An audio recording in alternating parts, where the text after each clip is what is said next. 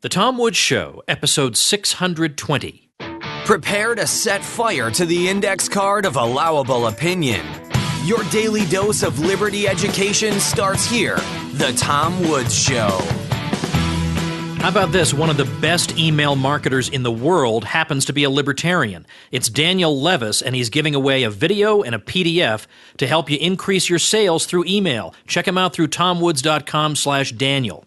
Hey everybody, if you missed this week's webinar with Sarah Young, the mom of 7 who became an expert affiliate marketer, there's going to be a replay available just through Sunday, March 20th, 2016 at tomwoods.com/Sarah. And by the way, my mother joined their coaching program. Check it out, tomwoods.com/Sarah. Hi everybody, Tom Woods here. Let me start off actually by telling you what the next couple of episodes are going to be, because I had said that we'd talk to Karen Katowski this week, and I've actually moved her to Monday, to episode 622. Tomorrow we're going to talk about, let's just put it this way.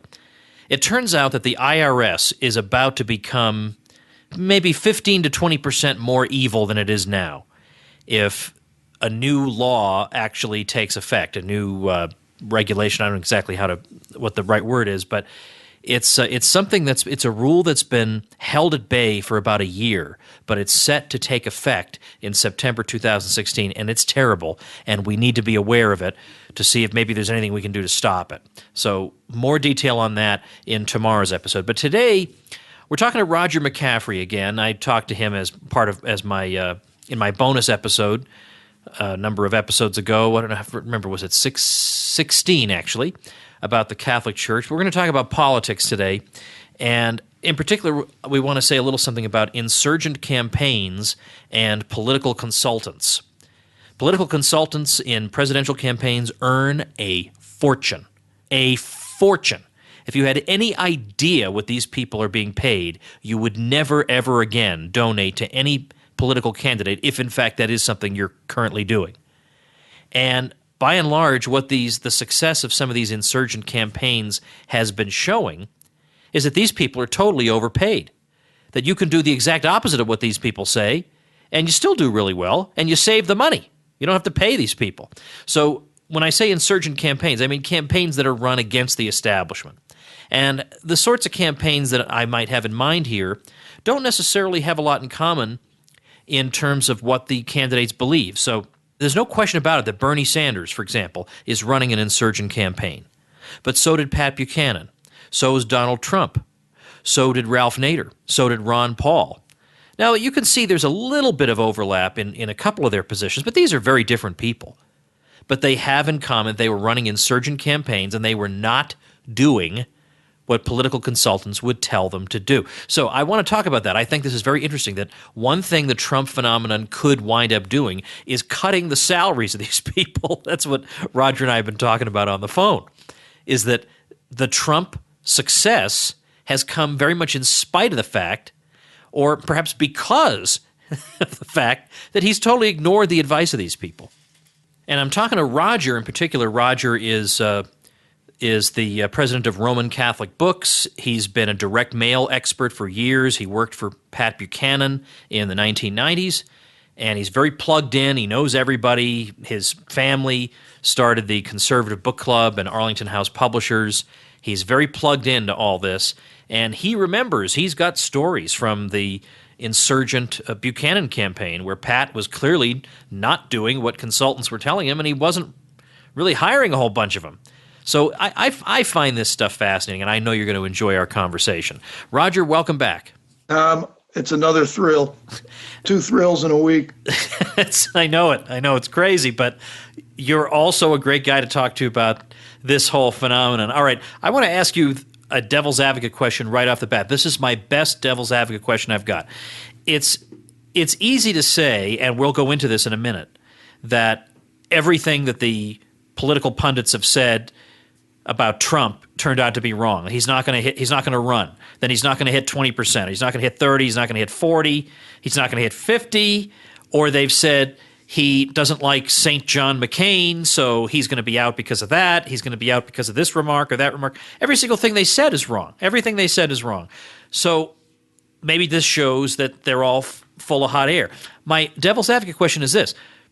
I can see that point of view, but Trump is such an exception in so many ways. He's independently wealthy. He's extremely well known. The American public got to know him. I got to know him growing up as a kid, and then he was on a very, very popular television show, and he's making politically incorrect statements. That's a very, very rare combination. You're not likely to come across another Trump. So even if they were dead wrong about this guy, there aren't that many Trumps coming down the pike. So, can't we give them a mulligan? Well, first of all, there's a difference between a pundit and a consultant, even though a political consultant strategist, they often become pundits, but there is a difference, although they're both usually stupid. But no, here's the thing. Trump will be copied for eons. So you're going to have Trump types. A lot of them are going to be synthetic Trumps, if you can fathom that, or get your mind around that. But you will have Trump types from now on. We're in the 21st century, so, it's the era of Trump more so than the era of Reagan, unfortunately. Although I like Trump in many ways, I'm not dissing Trump because I think he could easily win, and he speaks for me in most areas. So, all right. Well, look, I don't want to get into a debate on Trump, but when you look at his specific proposals, a lot of them are not very good or not very well articulated, or he wants to make it easier to sue the media, or he wants to kill families of people overseas, or he wants to send ground troops against ISIS and whatever. And before you know it, all the reasons you got excited about him have all dissipated. Right. Right. Well, look, there's room, isn't there, on the campaign trail for hyperbole? So I guess that's what you want to call. Listen, I mean, this is a democracy. All we have, Tom, since we're not Democrats, is one vote. So yeah, that's right. No, what the heck? That's right. All right. So tell now. I want to get something of your perspective on this, having worked with Pat Buchanan, because everybody's comparing. They're comparing Trump either to they really are basically comparing him to Buchanan, because they use the Samuel Francis analysis of the middle American radicals to explain the Trump constituency, and Pat was really appealing to that demographic. Exactly. In fact, I had many a meal with Pat and Sam Francis talking about middle American radicals, although Sam used a slightly different term for a while there. But by the way, I worked for Pat, not with Pat. But we were up close there in late 91 and 92, because I had done the publication, his first publication. I marketed it, and later when Gregorski, his first editor, really Pat was the editor, let's be frank. But, Frank Gregorski, Newt Gingrich's former chief of staff, was actually the first editor. He quit eventually because Pat got too strong for him. Frank liked a different brand of conservatism. So I then became the editor and so forth. And we spent, plenty of time there. And I pointed out to him, I take credit for this, that my strength was direct mail. I could see that when we marketed the newsletter that this was a huge success, the first publication from the right. And I said, this has presidential implications, because you raised money through the mail in 1992 and by phone. And so. Well, when was Pat writing that newsletter? When did that start? Well, we started in 89, 90. Okay, so well before the 92 election. Yeah, and by the way, it would have become a magazine had he decided not to run for president. But again, the thing was so powerful. The results, the returns were so powerful that you could see this had a presidential meaning. Pat and Bill Buckley were the two big names on the right, period. Reagan, of course, the biggest, but he had retired by then. So, and Pat had worked for Reagan. Yeah, Pat was his chief of communications. Pat was with Reagan at Reykjavik, when Reagan walked out on Gorbachev. Pat was there in the limo writing the Reagan airport speech as they drove to the airport to go back home. I mean, they were just, Pat was with them all the time there for a couple of years. I remember reading it was Pat who ran into the Oval Office and told him that the Space Shuttle Challenger had exploded. Yeah, and that's generally you were not supposed to run right into the Oval Office, but Reagan thought in this case it was appropriate. yeah, that's very true. Yeah, Pat did.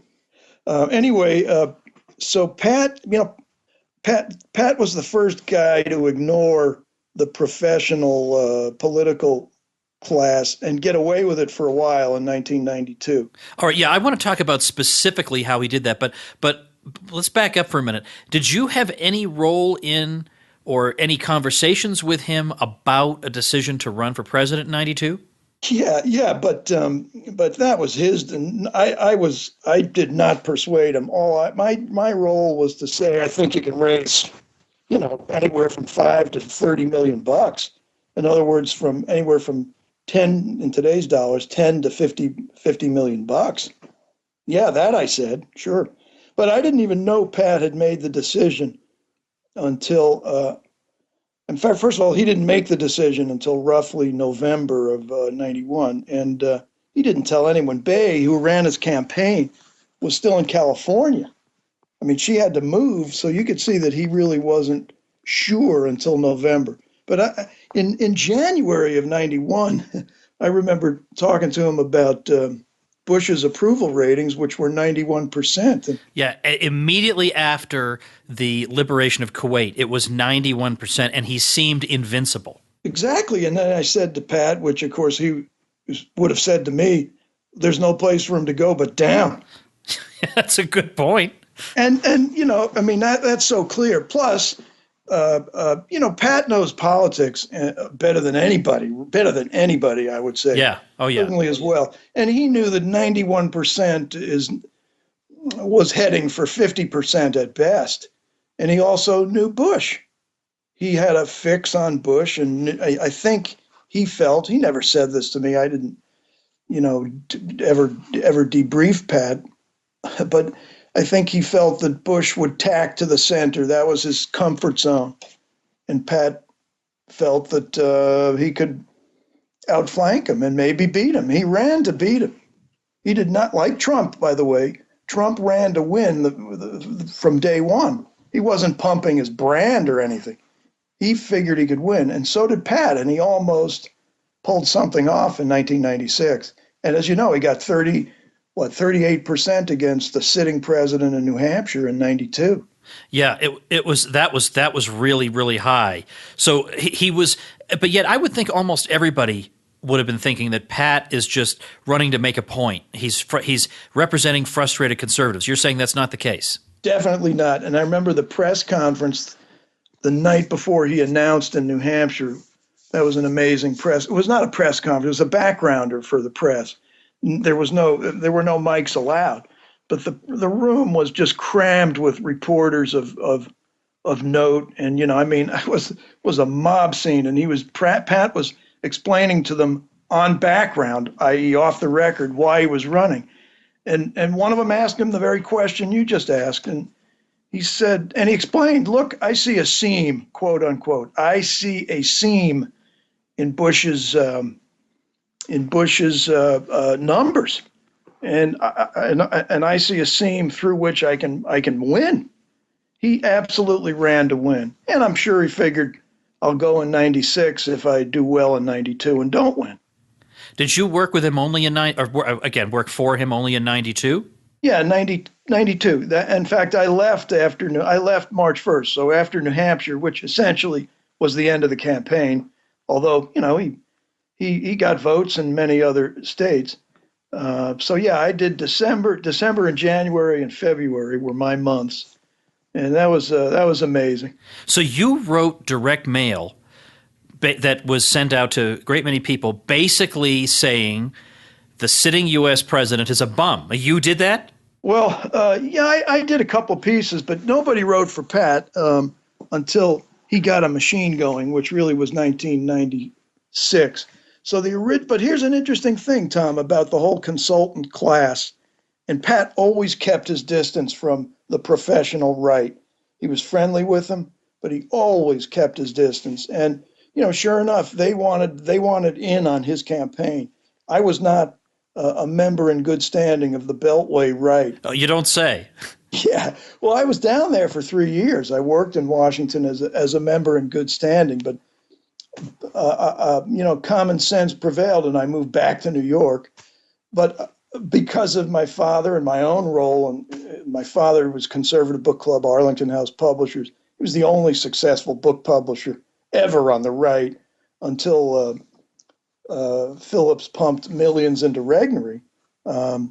So I had standing, but anyway, I represented I could do what the professionals could do, but I wasn't a consultant with a capital C. Now, why did they want in on it? Is it partly for they saw dollar signs, or was it also Yes. because they just couldn't imagine something major going on that they weren't a part of? Well, both.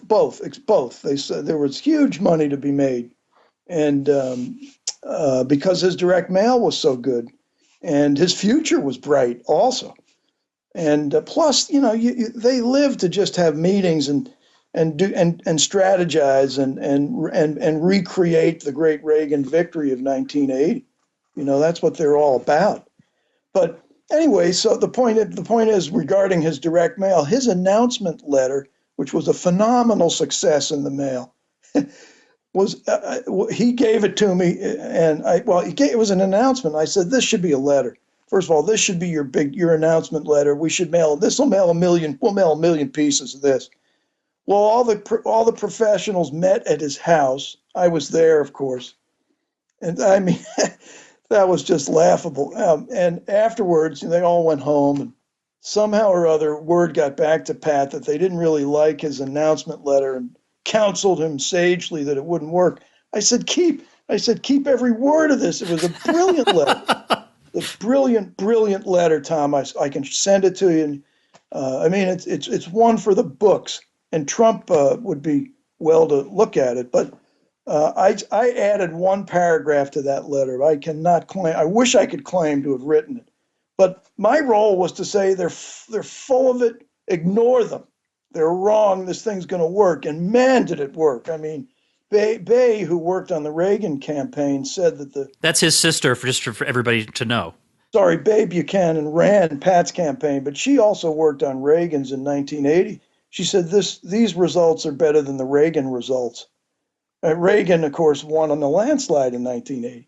So what I'm saying is consultants are, as we know, they're full of baloney. You could see that Trump has a handle on consultants, and he doesn't like to throw his money away any more than Bay did in that little campaign, which grew much bigger than we expected. But on the other hand, Roger, in 1996, Pat, to some degree, signed on Frank Luntz. I know. Well, he signed him on in 92. Oh. Actually, he signed him on in 92. I remember seeing, but that 2 weeks before Luntz, before I saw him show up in the office, I remember sitting down to dinner at the Hunan Lion at Tyson's Corner, and Bay was there. I think Sam Francis was there, Pat Shelley, me. There was one other good friend that you and I know who was there too. I don't know if he's so humble he might not want to be mentioned. He might not want to be mentioned, but I know who you're talking about. And we were talking about pollsters, and I said, and everybody agreed, including Pat. What do we need pollsters for? Well, 2 weeks later, we had one. And it was pretty much agreed that they were not needed. So what I think happened, I never said to Bay, why did you hire Frank Luntz, who was a nobody then, by the way. And she explained to me,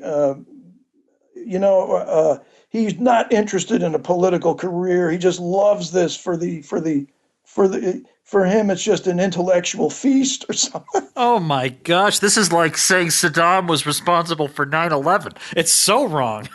I mean, it just was so, well, he's an academic, he's a teacher. I didn't know. He was an adjunct professor at the time. An adjunct professor is somebody who works at a car wash most of the time and teaches a class, Well, he looked, when I met him, I didn't even meet him, by the way. I walked past him. He looked like he had just been in a car wash. I don't even know what that means, but that's great.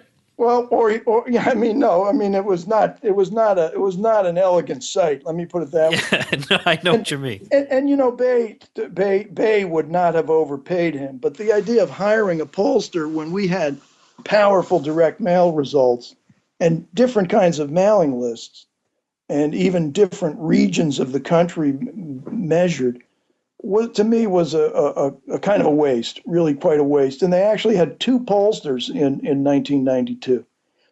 But however, they had the money for it. See, the money came flooding in. It broke all records, and that just made the professional political class on the right in Washington salivate all the more. And they did everything they could to undermine me and anybody else who was authentic. You know, but So things were much different then than they are now. Is that what you're saying? yeah, yeah, exactly. Yeah, the more things change, but anyway, no, they'll be around forever. But what Trump has proven is they're not needed at 20,000 a month. You know, so what Trump's campaign has done, among much else, is cut the price of the political consultant in half in future campaigns, and that's all to the good. All right, I definitely want to pursue this. Let's pause though just for a quick message. Hey everybody, one of the best email marketers in the world also happens to be a libertarian. It's Daniel Levis. And I asked him flat out, if people want to increase their sales, is improving their email marketing the best way? And if so, what's so special about email? For the vast majority of businesses, yes, if your market uses email, you can increase your sales with email marketing, and dramatically so, when you know how to use it. No other communication medium is more personal, more direct, and more economical. And you know, social media is all the rage these days, but you know what? No other communications medium has more reach than email. There are more email accounts than Facebook, Twitter, and LinkedIn, and all of the other social media platform accounts combined. Not only that, studies prove that people are 4.5 times more likely to buy through email. Plus, when you build an opt-in email list, you own that asset. You control it. Not true with any of these other types of media.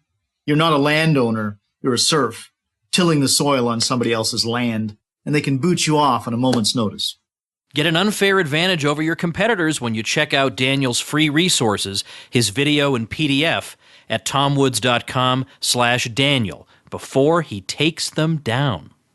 Now, is it the case that there's no role at all for political consultants? I mean, most political consultants, or maybe all, I know exactly more or less what they're going to say. I know what their outlook is. I know the kinds of things that the candidate is supposed to say, things he's supposed to avoid, how he's supposed to apologize for alleged gaffes. They've got it all written out in a playbook.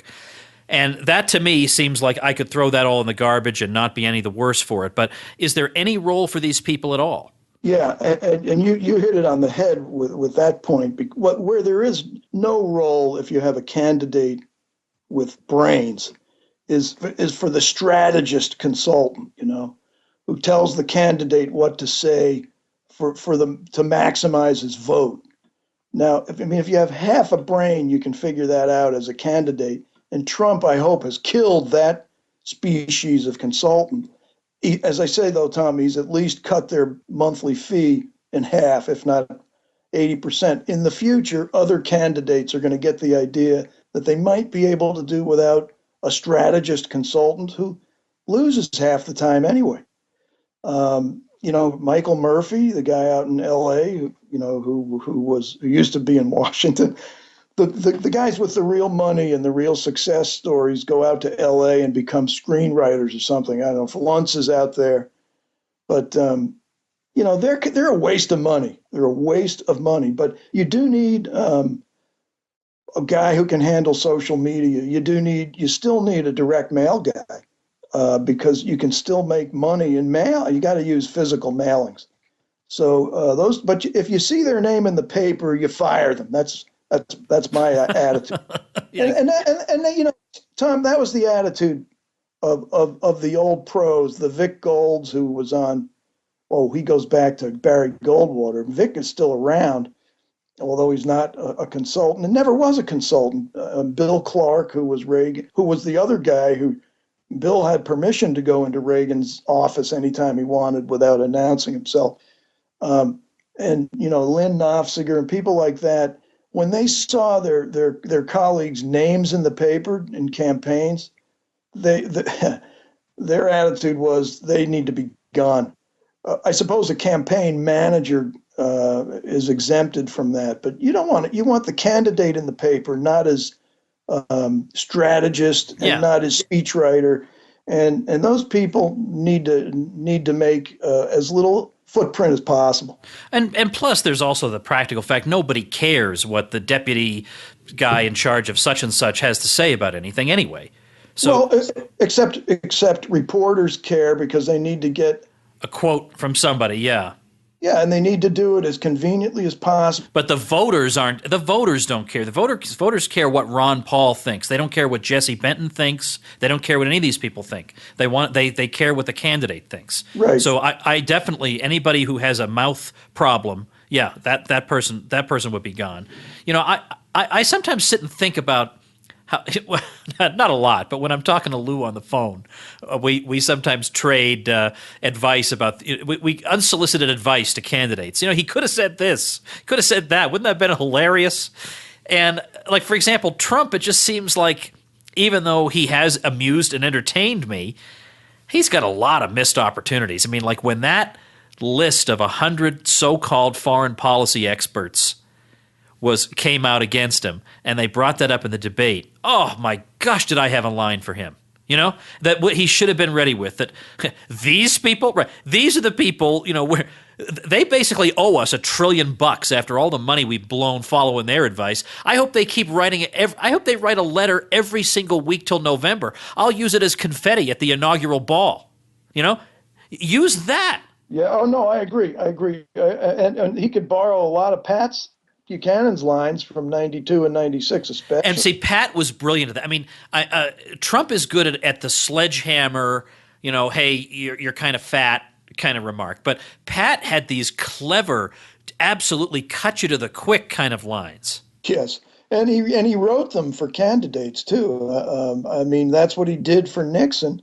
And that's what he did. He did it for Agnew. They put him on Agnew's plane with Vic Gold, by the way, in the 1992 campaign, which was a very hot campaign, even though Nixon won it in a landslide. Pat was writing these lines, and a smart candidate looks at 10 of them and picks 2 of them. And I guess Trump probably has now a writer on staff, but he doesn't use them much.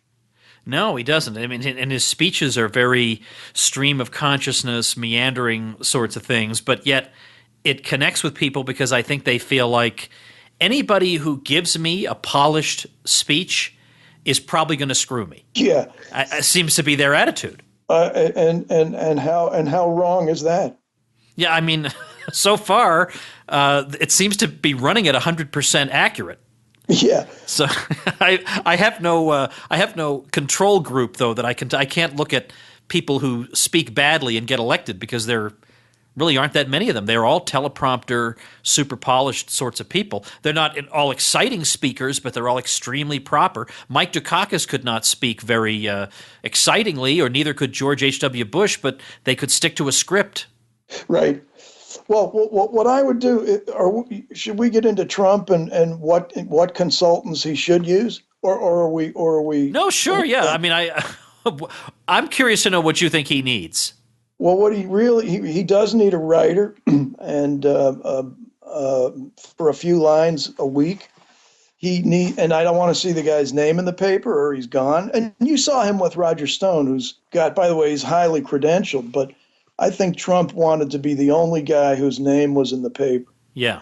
Okay, he needs that. What he desperately needs is he needs IT guys very badly, because this election, if it's close, which it probably will be, I'm assuming Trump is the nominee, it's going to go down to 10 or 20 precincts, or it could, in the United States, and you need somebody to know who knows those precincts cold.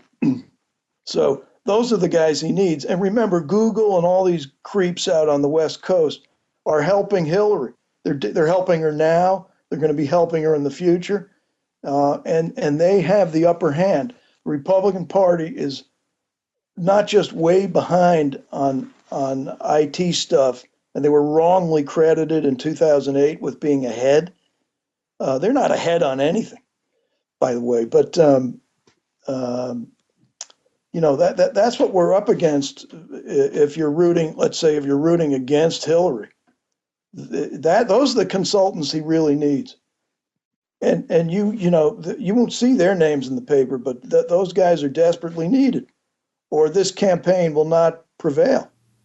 Now, I myself, as I say, I mean, there are things that Trump has said that I'm glad he said. But then as soon as he says them, he makes me cringe with the next thing that he says. So my part of my life where I endorse candidates or I get involved in campaigns, that chapter of my life is closed almost certainly forever. But I still am interested to follow it. So, which is why I enjoy conversations like this. I'm interested to follow it. But let's predict. Let's get you, just because you have observed this stuff for a while and you worked closely with Pat and so on for a long time, and I mean anybody who even just gets to talk to Pat for a long time, that's a tremendous advantage. I want to know if he really is the nominee up against Hillary Clinton. There is a part of me that feels like she crushes him in a Goldwater style landslide, LBJ style landslide, because she has all the Democratic Party interest groups in lockstep, and because he has said at least one thing that enrages a lot of people.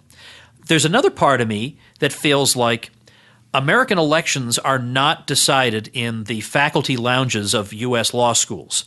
They're decided by regular, ordinary Americans, a lot of whom apparently feel like what he's saying really resonates with them. And he is actually making inroads into the black community and even among Hispanics, people say, oh, why would Hispanics vote for Trump? What possible reason would Hispanics who are settled here and established have for wanting a flood of more Hispanics to come in? They don't necessarily want that. So, of course, it makes sense for them to vote for Trump. And there are plenty of them who are going to do that. So which one of those two analyses do you think is closer to the truth? Well, he's going to get tons of. I don't understand your. How's this for a candidate? I don't understand your question. I think he's going to get a lot of minority votes, meaning he'll get 10% of the black, 10 to 12% of the black vote. I think he'll get higher. I think he'll get higher. Well, okay, 15 to 20. That would be, if he does that, he's going to win the election.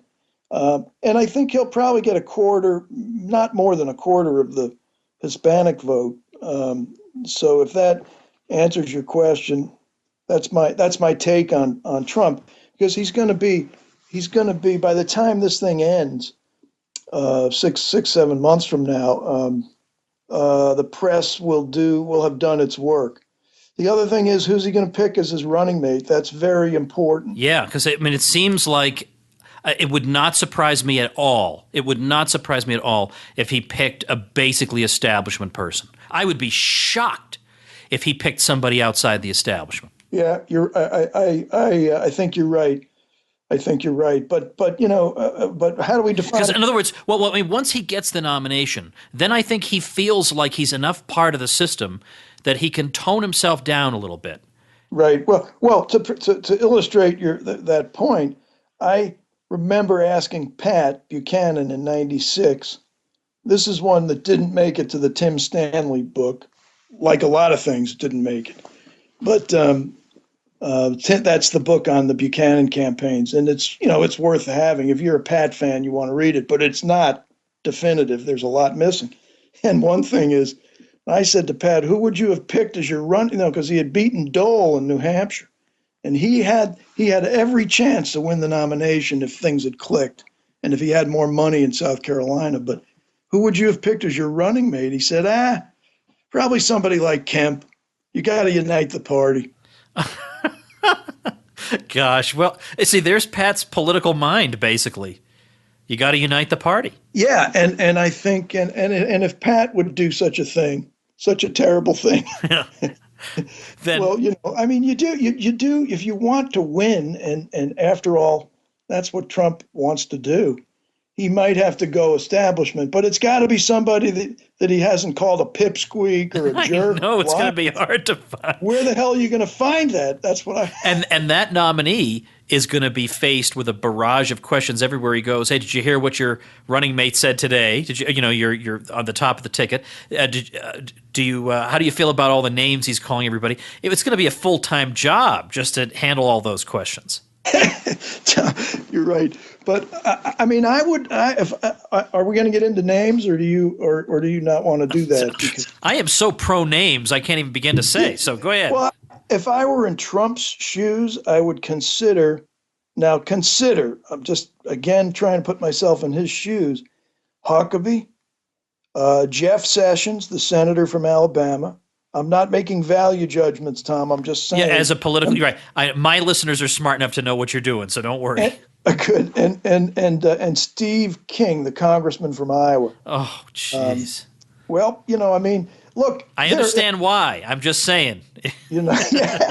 Because you cannot go, if you go outside the box, if you go too inside the box, you're going to get a guy who's going to spend his entire 3 months explaining why Trump really didn't mean to sound as radical as he sounded on such and such. You know what I'm saying? Yeah. You cannot get the governor of Maryland as your running mate or something, and then expect him to be able to handle trick questions. So you got to pick somebody who's on your team and yet who has establishment credentials.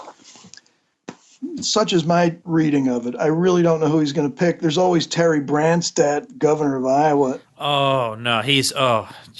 Oh, this is getting worse every minute that we talk. We got to switch. Well, let's switch back. Let's talk about Pat Buchanan again. I can't take current events anymore. I want to ask you this. I've heard this theory about Alan Keyes, that my understanding is that Alan Keyes and Bill Kristol were college roommates. They've known each other a long time. And that's accurate. That's totally accurate. All right. And that Keyes was polling way, way in the basement in 96. He was just not even registering. But he was taking a crucial few percent that would have gone to Buchanan if Keyes hadn't been in the race. There was no point in Keyes staying in the race unless you think to yourself, well, let's see, he's friends with Bill Kristol.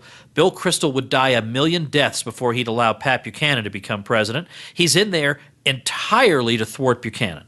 Yeah. Plus, Keyes has never hurt for ego, attention seeking. Yeah. What are you looking for here? Yeah. Let's put it that way. There's no self-esteem problem there. That's right. And so I'm sure they encouraged Keyes to. In fact, Keyes cost Pat Iowa in '96. You think that's the case? Yeah. Wow.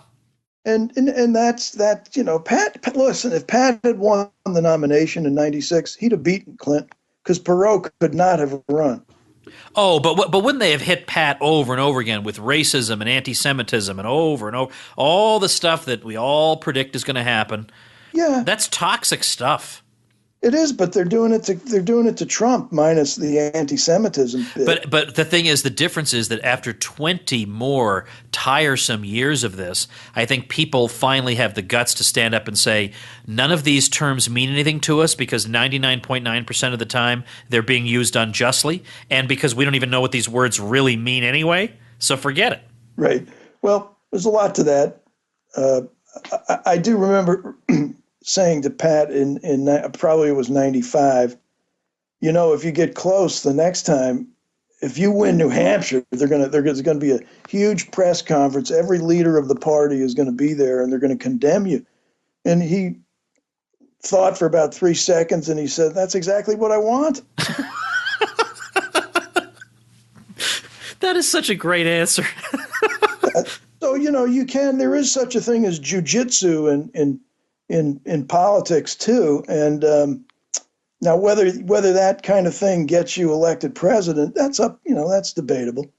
But Trump clearly is proving that you can handle a certain amount of crescendo from the question is how loud is this crescendo going to get over the next 6 months from right. Trump's point of view.